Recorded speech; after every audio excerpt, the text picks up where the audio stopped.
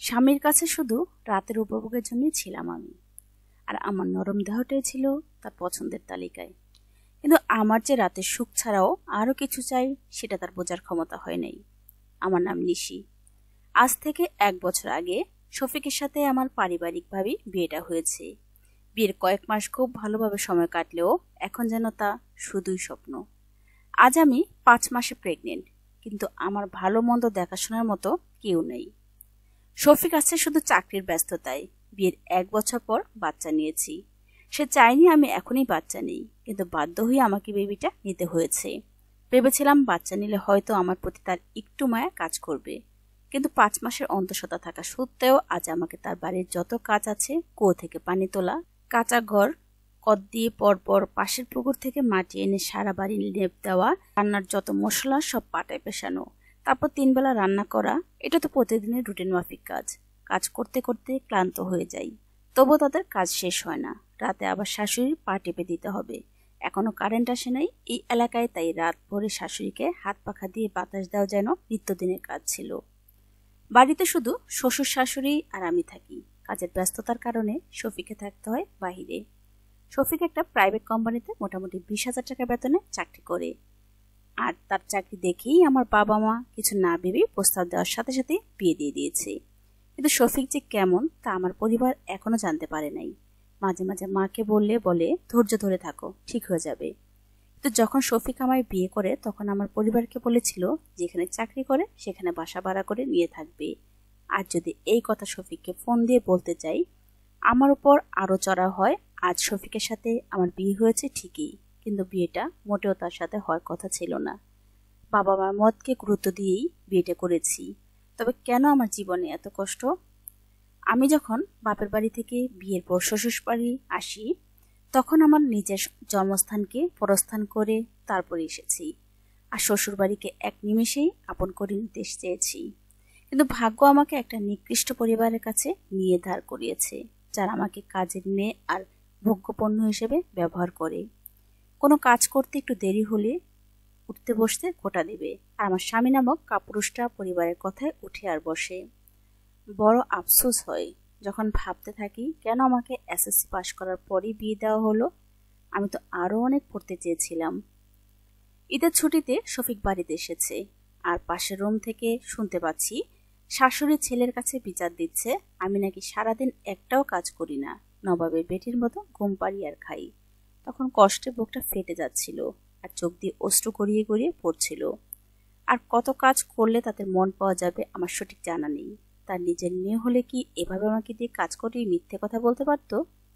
রাত হয়েছে, শফিকের কাছে কেঁদে কেঁদে বলছি, আমাকে শহরে নিয়ে যাবে না? এখানে সারাদিন কাজ করতে হয়, আর আমার এখন তো একটু বিশ্রামের দরকার। তুমি বুঝতে পারো না? মা বলল, সারাদিন কোনো কাজ করো না। কার কথা বিশ্বাস করব? তোমাকে শহরে নিয়ে যেতে পারবো না আমি। ও, এখন নিতে পারবে না? তো যখন বিয়ে করলে তখন বললে কেন? রাতের বেলায় তো ঠিকই আমাকে প্রয়োজন পড়ে। বেশি কথা বললে কিন্তু মেজাজ গরম হবে। নিশি কথা বলা অফ করে অন্যদিকে মুখ করে শুয়ে পড়েছে। রাগ করে সেদিন আর সারা রাত কথা হয়নি। পরদিন রাতে শফিক সাহেবের মাথা ঘুরছে। এতদিন পর বাসায় এসেছে, বউকে কাছে পেতে যাচ্ছে। বারবার নিশিকে বলা সত্ত্বেও নিশি কোনোভাবেই রাজি নয়, কারণ সে 5 মাসের অন্তঃসত্ত্বা। আর রাজি না থাকাতে শফিকের মাথায় রক্ত উঠে গেল। ইচ্ছে মতো নিশিকে বকাঝকা শুরু করলো, আর নিশির চোখের পানি যেন একমাত্র সম্বল। সকালের যত কাজ আছে সব শেষ করে নিয়েছে নিশি। দেখতে পেল তাদের বারান্দায় উঠানে বসে পাশের বাসার সুলতানা ভাবি আর শাশুড়ি মুচকে মুচকে হাসছে। তখন নিশি গিয়ে বলল, এত হাসি যে, কি করে আলোর নিচে চাপা পড়ে আছে? ভাবিজির দীর্ঘশ্বাস আর চোখের জলে তা কখনোই বুঝতে পারিনি। নিশির কথাটা সুলতানাকে অনেক ভাবিয়ে তুলল। কথাটার মানে ঠিক বুঝতে পেরে চুপ হয়ে গেল, কারণ নিশি জানে সুলতানার স্বামীর কিছু ডিফেক্ট আছে। তার নিটফল শূন্য, ইস্যুলেস দম্পতি, মোটামুটি অনেক সম্পত্তির মালিক হয়েও অসুখী। সুলতানা অনেক খেপেছিল তার স্বামীর উপরে বাচ্চা বাচ্চা করে, কিন্তু কি আর করার, কোনো লাভ হয়নি। তার উপর আবার স্বামী ওনাকে স্যাটিসফাই করতে পারে না ঠিক মতো। এখন নজর শফিকের উপর পড়তে পারে। শফিকের বয়সও বেশি নয়, চেহারাটা বেশ, তাই নিশির সন্দেহের পরিমাণটা একটু বেড়েই চলছে। নিশি দেখতে পেল শফিক কারোর সাথে কথা বলছে। ঘরে গিয়ে দেখে শফিক তার বন্ধু সুজন দুজনে মিলে গল্প করছে। সুজন বলতে লাগলো, ভাবে কি দিয়ে এখনো কাজ করাস কেন? তার তো এখন এগুলো কাজ করা ঠিক না। কাজ করবে না তো বসে বসে খাওয়ার জন্য বিয়ে করেছি। কথাটা বলে শফিক বাজারে যাওয়ার জন্য হাতে ব্যাগ নিয়ে রওনা হয়েছে। আর সুজনকে বলল, থাক, দুপুরে খাবার খেয়ে তারপর যাস। সুজন বসে আছে রুমে। নিশি ঘরে এসে এক কথা দু কথা বলতে বলতে মনের যত আবেগ আছে সব বলতে লাগলো। আমি ছিলাম মধ্যবিত্ত পরিবারের মেয়ে, কিন্তু বাবা মা সবসময় আমাকে নিয়ে ভাবতো বড় হয়েছি কখন যেন ফুরুত হয়ে যাই, মানে কোনো গুন্ডা বদমাইশ ছেলের খপ্পরে পরে কখন যেন চলে যায়। কারণ আমি দেখতে যে অনেক সুন্দরী তা তো বুঝতেই পারছেন। কত ছেলে আমার পিছনে পেছনে ঘুরেছে, হিসেব করে রাখলেও মনে রাখা সম্ভব না। এত সত্ত্বেও ভেবেই যে একটু চাকরিওয়ালা ছেলে পেল, ভালোভাবে তাদের পরিবারের ব্যবহার না দেখেই আমার বিয়ে দিয়ে দিল। আর এখন দিনের পর দিন শুধু অশান্তি বেড়েই চলছে।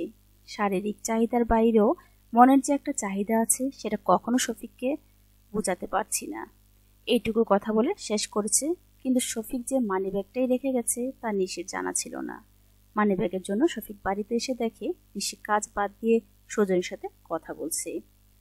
অমনি নিশির সামনে গিয়ে ঠাস করে পা দিয়ে 5 মাসের অন্তঃসত্ত্বা পেটের মধ্যে লাথি মেরে দিল। নিশি সাথে সাথে মাটিতে লুটিয়ে পড়ল আর ব্যথায় কাঁপতে লাগলো। সুজন আহাম্মক হয়ে গেল, থতমত হয়ে দাঁড়িয়ে আছে। কি হয়ে গেল কিছু বুঝতে পারছে না। কেমন জানোয়ার হলে কেউ পেটে লাথি মারতে পারে? তারপর 5 মাসের অন্তঃসত্ত্বা নিশির পেটে লাথি মারায় জলের মাছ যেমন ডাঙায় উঠলে ছটফট করে, নিশি ঠিক তেমনি ছটফট করতে লাগলো। এটা কোনো জানোয়ারের কাজ হতে পারে না। সাথে সাথে আশেপাশে যত লোক ছিল সব লোক শফিককে গালিগালাজ করতে শুরু করলো। শফিক চুপচাপ দাঁড়িয়ে আছে আর আর্তনাদ দেখছে। একবারের জন্য ওর চোখে আফসোস দেখছে না কেউ। কিন্তু নিশির অবস্থা খুবই খারাপের দিকে যাচ্ছে। হয়তো লাথিটা আস্তে মারতে চেয়েছিল, ভুল করে জোরে হয়ে গিয়েছে। আস্তে আস্তে নিশির চোখের সামনে সবকিছু চাপসা হয়ে আসছে। মৃত্যু যেন হাতছানি দিয়ে ডাকছে। সবাই যার যার মতো নিশির হাত পা টিপতে লাগলো, আর পরে গিয়ে মাথাটা লেগেছে চেয়ারের এক কোনায়, যার জন্য মাথা ফেটে গিয়ে রক্ত বের হচ্ছে। সবাই বলা বলি করছে, এত নিষ্ঠুর স্বামী হতে পারে? শফিক তো এমন ছিল না। নিশির জ্ঞান নেই, হাত পা একদম ছেড়ে দিয়েছে। কখন জানি জীবন নামের পাখিটা ফুরুত করে চলে যায়। সবাই ভয় পেয়ে গিয়েছে কি থেকে কি হয়ে যায়। আর জ্ঞান হারাবার পর নিশির সাথে কি ঘটেছে কিছু মনে নেই। গ্রাম্য ডাক্তারকে খবর দেওয়া হয়েছিল, যেহেতু অন্তঃসত্ত্বা তাই ভয়ে সে সামান্য ওষুধ পর্যন্ত দেয়নি। যদি ওষুধের পেটের বাচ্চার কোনো ক্ষতি হয়ে যায়, গ্রাম্য ডাক্তার নিশির অবস্থা দেখে সাথে সাথে হাসপাতালে নেওয়ার জন্য বললেন। যেহেতু বালুচর তাই হাসপাতালও অনেকটা দূরে, আর রাস্তাও বেশি ভালো না। এদিকে নিশির অবস্থা ক্রমশই খারাপের দিকে যাচ্ছে। মরে গেলে জেল হাজত নিশ্চয়ই। ভয়ে তাড়াহুড়া করে সিএনজি নিয়ে হাসপাতালে যায়। সুজন এই অবস্থা থেকে সাথে সাথে ফোন দেয় নিশির বাড়িতে। খবর পেয়ে সাথে সাথে নিশির মা, বাড়ির লোকজন আর পুলিশ নিয়ে রওনা হয় হাসপাতালে। পুলিশ নেওয়ার কারণ, এর আগেও নিশিকে অনেক অত্যাচার করেছে তার স্বামী, তবু কিছু বলেনি। শুধু নিশি কিছু বলতে মানা করেছে। কিন্তু এবার তো অবস্থা খারাপ। আল্লাহ না করুক যদি কিছু হয়ে যায়, মানুষ খারাপ বলবে। এটা ভেবে নিশি ডিভোর্সও দেয় নাই। আর মানুষ বলবে মেয়েটার দোষ, তাই সংসার ভেঙে গেছে। তবে এবার আর না, অনেক সহ্য করেছে আমার মেয়ে। হাসপাতালে গিয়ে দেখতে পেল নিশিকে ইমার্জেন্সিতে ভর্তি করা হয়েছে। আর নিশির সাথে শুধু শফিক রয়েছে, আর কেউ নেই। যখন নিশির জ্ঞান ফিরল তখন দেখতে পেল হাসপাতালে বেডে শুয়ে আছে, আর পাশে তার মা বসে আছে। নিশি আশেপাশে তাকিয়ে আছে আর মাকে বলছে, মা, আমি তো ভেবেছিলাম মারা যাব, কিভাবে বাঁচলাম? এটা আল্লাহর ইচ্ছে। মালিক তোমাকে বাঁচিয়ে রেখেছে। গরিবের কেউ না থাকলেও আল্লাহ একজন আছে। কিন্তু আমাকে হাসপাতালে কে নিয়ে এলো? তুমি কিভাবে জানলে আমার এমন অবস্থা? শফিক তোকে হাসপাতালে নিয়ে এসেছে। আর আমাকে কে যেন ফোন দিয়ে বলল, চিনি না আমি। শফিক কই মা? ওরে পুলিশে দিয়েছি। এর আগেও তোর কথা শুনে কিছু বলতে পারিনি, কিন্তু এবার আর না। তাই এখন জেলের ভাত খাবে, দেখুক কেমন লাগে। পুলিশ মানে? জেল মানে? ও কেন জেলে থাকবে? ভুল করে হয়তো এমনটা করে ফেলেছে, তাই জেলে দিতে হবে? ও তো কদিন হলো বাড়িতে এসেছে, আমাকে ভুল করে হয়তো লাথি মেরেছে। আচ্ছা মা, শফিককে কবে পুলিশ নিয়ে গেছে? 7 দিন হয়েছে। আর এই 7 দিন তুই মৃত্যুর সাথে লড়াই করেছিস, আর আজকেই তোর জ্ঞান ফিরল। কি বলো? আমার বাচ্চার তো কোনো ক্ষতি হয়নি আবার? তাহলে আমি আর বাঁচবো না। প্রথম প্রথম আমি মা হব। তোর পেটের বাচ্চার কি হয় বুঝতে পারছে না কেউ। তোর অবস্থা খুবই খারাপ ছিল, কিন্তু আল্লাহ যে তোকে বাঁচিয়ে রেখেছে এটাই অনেক। মরে তো যাইনি, বেঁচে আছি। শফিককে ছাড়িয়ে আনার ব্যবস্থা করো মা। আমি 7 দিন ধরে হাসপাতালে আছি আর শফিক জেলে। মনে হয় না জানি কত কষ্ট করতেছে। শ্বশুরবাড়ির সবাই অমানুষ। খুব করে ভুল করেছি তোকে এই জায়গায় বিয়ে দিয়ে। তোর স্বামীও একজন অমানুষ। যে স্বামী তার নিজের অন্তঃসত্ত্বা স্ত্রী পেটে লাথি মারতে পারে তাকে অমানুষই বলে। আর দরকার নেই শ্বশুরবাড়ি যাওয়ার, ডিভোর্স দিয়ে দিবি। না মা না, বিয়ে যখন করেছি আর শফিককে নিয়েই আমি সংসার করব। শফিক একদিন ভালো হবেই, আর আমার সন্তানের বাবা হতে যাচ্ছে ও। আমি কেসটা উঠিয়ে জেল থেকে ছাড়িয়ে নিয়ে আসব। হাসপাতাল থেকে ছাড়া পেয়ে ঈদের পর একদিন উকিলের সাথে কথা বলে শফিকের ব্যাপারে, যেহেতু আমি বেঁচে আছি আর আমি এই স্বামীকে নিয়ে সংসার করতে চাই, তাই ওকে ছাড়ানোর ব্যবস্থা করেন। নিশি পুলিশ স্টেশনে গিয়ে এই কথা বলায় পুলিশ কেসটা বন্ধ করে দিল, আর 2 দিনের মধ্যেই শফিককে পুলিশ ছেড়ে দিল। শফিক আজই জেল থেকে ছাড়া পেয়েছে। বাসায় আসার সময় শফিক আমার সাথে গাড়িতে একটা কথাও বলেনি, আমিও কিছু বলিনি। আমাদের বাড়িতে নিয়ে গেলাম আগে, আর শফিক বাড়িতে এসে রুমের দরজা বন্ধ করে দিল। তাই আমিও আর কিছু জিজ্ঞেস করলাম না। কতক্ষণ পর শফিক, বাড়ি চলো, এখানে আর এক মুহূর্ত থাকবো না। আমি বিছানায় শুয়ে আছি, শরীরটা বেশ খারাপ লাগছে। শফিক হঠাৎ আমার রুমে এসে হাতটা টান দিয়ে বলে, চলো তাড়াতাড়ি, এত দেরি করার কোনো মানে হয় না। কি বলো? তুমি কেবল কতক্ষণ হয়েছে এসেছো, একটু তো বিশ্রাম নাও। কখন কি খেয়েছো তা জানা নেই। মা রান্না করেছে, খেয়ে তারপর যাব। না, এখনই বলছি, তোমাকে এখনই যেতে হবে। আবারও শফিকের ব্যবহারে কিছুটা চমকে উঠলাম। কি হয়েছে? কেন এমন করো আমার সাথে? আমাকে তোমার ভালো লাগে না? বিয়ে হয়েছে থেকে আমার সাথে খারাপ ব্যবহার করেই চলছো। আমি আর তোমাদের বাড়িতে গিয়ে সারাদিন এত কাজ করতে পারবো না। যদি আমাকে তোমার সাথে শহরে নিয়ে যাও তবেই আমি বাপের বাড়ি থেকে যাব, তার আগে না। শফিক কিছু না বলেই একটা থাপ্পড় লাগিয়ে দিল আমার গালে। আমি হতভম্ব হয়ে গেলাম। আমি তো ভেবেছিলাম ওই ঘটনার পর ও শুধরে যাবে, কিন্তু আমি শফিককে জিজ্ঞেস করলাম, আমাকে মারলে কেন? মারবো না তো কি করবো? জানোস না বেশি কথা বললে মাথা গরম হয়ে যায়। তোর কি মনে হয় তুই আমাকে জেল থেকে বের করে এনেছিস এর জন্য আমি তোকে ভালোবাসবো, তোর প্রতি দয়া দেখাবো? কখনোই না। এখন বলছি বাড়ি চল, দেখা যাক তোকে শহরে নিয়ে যাবো কিনা। তোর এতই যখন শহরে যাওয়ার শখ, তোকে আর গ্রামে রাখবো না। এখন তো খুশি? আচ্ছা, মাকে বলে আসতেছি আমি, তুমি একটু অপেক্ষা করো। এরপর দুজনে মিলে রওনা হলো শফিকের বাড়ির উদ্দেশ্যে।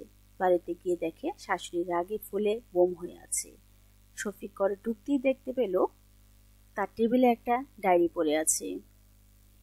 ডায়েরিটা দেখে শফিক নিয়ে ব্যাগে ঢুকিয়ে রাখলো। তুমি মা হতে পারবে, তোমার স্বামীকে বলবে এটা তোমার সন্তান সুলতানা, আমি তোমাকে অনেক ভালোবাসি। নিশি ডায়েরিটা খুলেই দেখতে পেল বড় বড় অক্ষরের এই লেখাটা, আর লেখাটা দেখে ভীষণভাবে চমকে উঠল। শফিক যখন বাইরে বের হয়েছে অমনি নিশির ডায়েরির কথা মনে পড়ে যায়, আর খুলে যা দেখলো তাতে অবাক না হয়ে পারল না। নিশির মেজাজটা গরম হতে লাগলো। কাকে সে জেল থেকে ছাড়িয়ে এনেছে এটা দেখার জন্য? আর মানুষ কি বলবে? আর বাড়িতে চলে গেলে কয়দিন বা ভালো থাকতে পারবে? আর কোনো স্বামী যখন পরনারীতে আসক্ত হয় তখনও সেটা নাকি মেয়েদেরই দোষ, কারণ মেয়েরা নাকি শক্ত করে স্বামীকে আঁচলে বাঁধতে না জানলে এমনই হয়।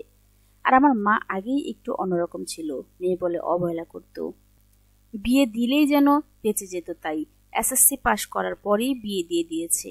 আমার কপালটাই খারাপ। এখন যদি শ্বশুর বাড়ি থেকে চলে যাই, বাপের বাড়ি গিয়ে আর কতদিন থাকা যায়? বড় হয়েছি তো, এখন বেশি দিন থাকলে কোনো বাবা মায়ের ভালো লাগবে না, বলুন?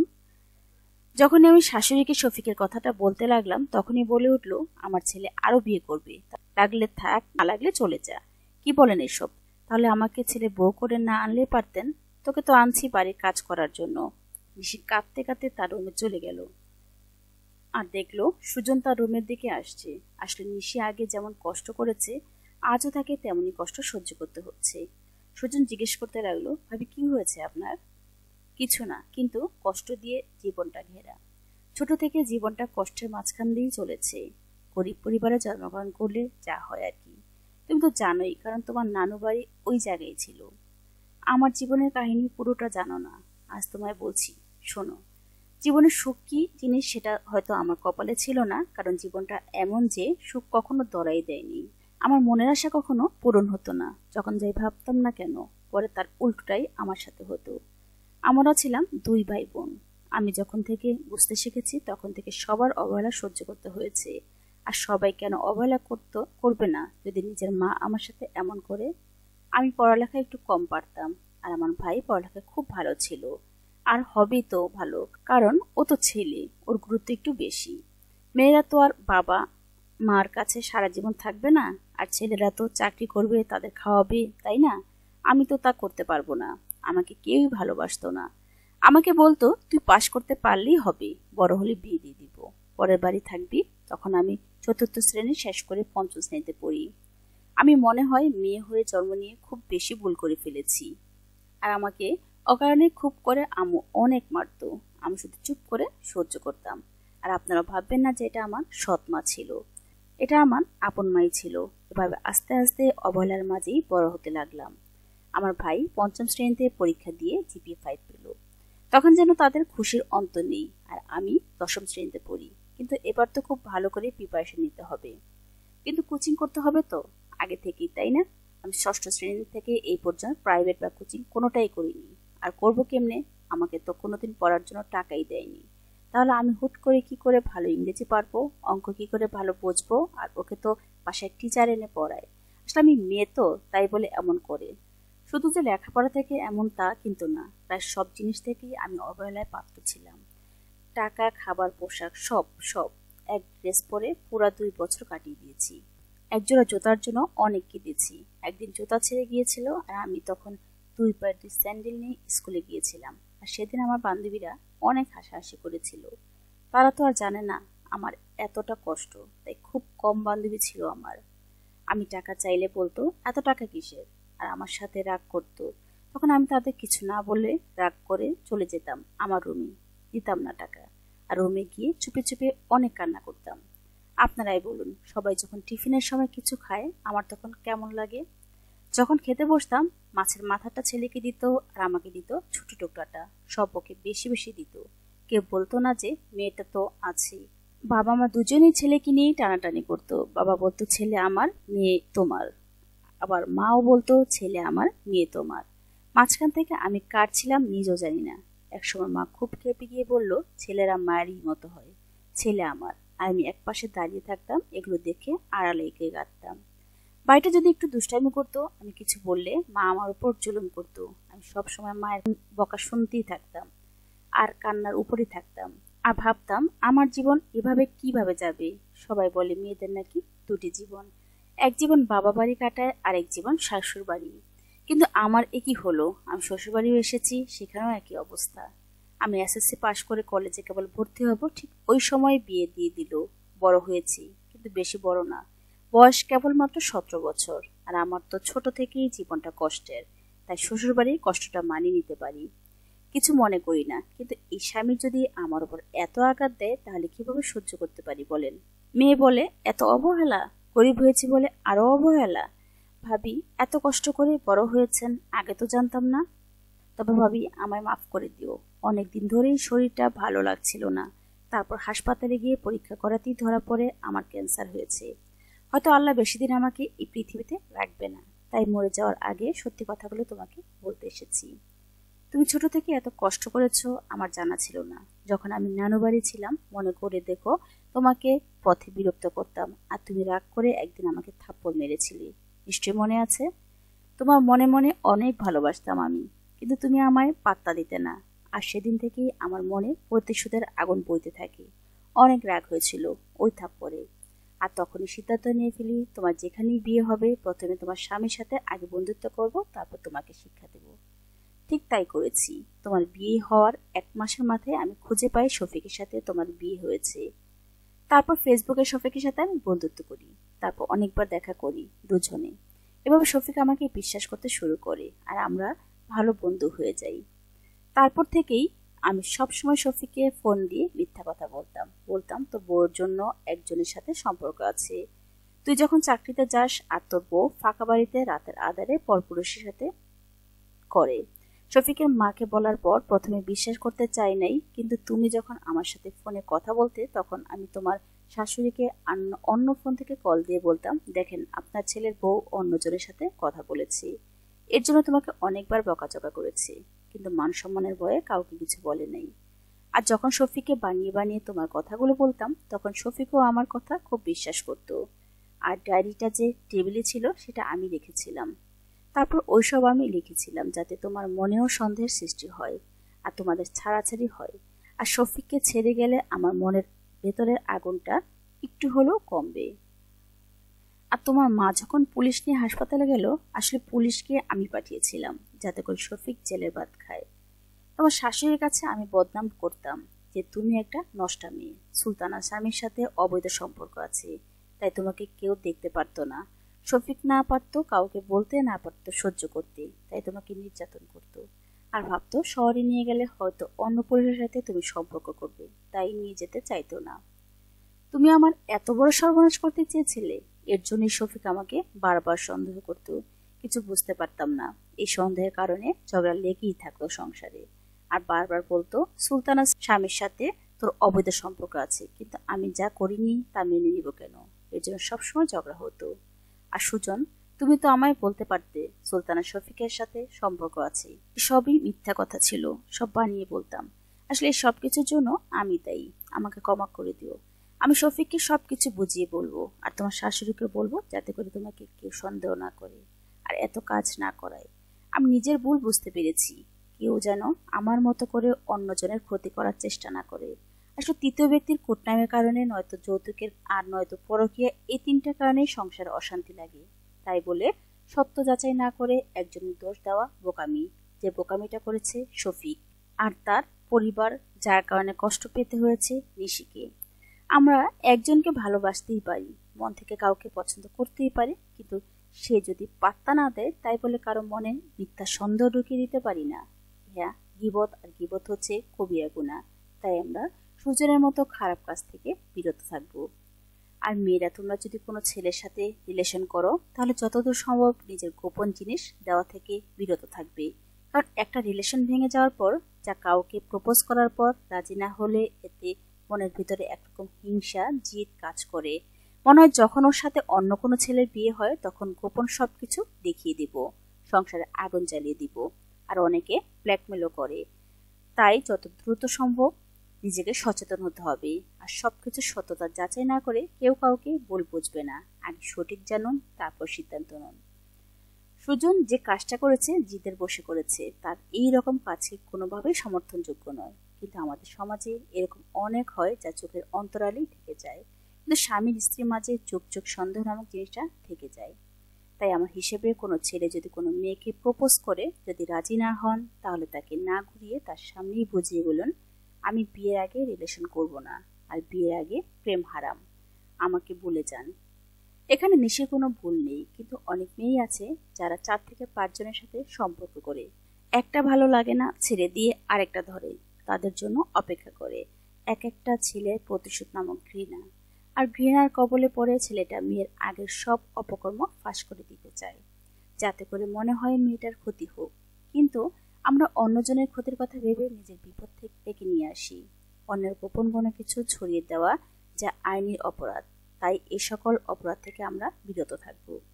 একজনের কথা নিয়ে অন্যজনের কাছে লাগাবো না। আমরা প্রায় আড়ালে একে অন্যের গীবত করে থাকি। এতে আপনি সুখ পেলেও যাকে নিয়ে বলছেন তার যন্ত্রণাটা অনেক বেশি হতে পারে। গল্পটি আজ এখানেই সমাপ্ত।